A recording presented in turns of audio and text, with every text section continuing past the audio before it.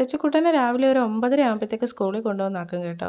കൊണ്ടുവിട്ട് കഴിഞ്ഞിട്ട് വന്ന് ബാക്കിയുള്ള ജോലികളും ക്ലീനിങ് പരിപാടികളും ഒക്കെ കഴിഞ്ഞ് കഴിഞ്ഞാൽ ഒന്ന് ഫ്രഷായി വരുമ്പോഴത്തേക്കും പിന്നെ അവനെ വിളിക്കാനുള്ള സമയമാവും. 2:45 3 മണിയൊക്കെ ആകുമ്പോഴത്തേക്കാണ് വിളിക്കാൻ പോകേണ്ടത്.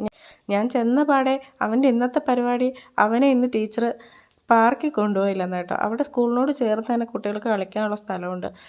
ഇന്ന് അവരെ അവിടെ ഇറക്കിയില്ല എന്നാണ് അവൻ്റെ പരാതി. ഞാൻ പറഞ്ഞു പോട്ടെ നാളെ ഇറക്കും എന്നൊക്കെ പറഞ്ഞുകൊണ്ട് അവിടെ നിന്ന് ഇറങ്ങി.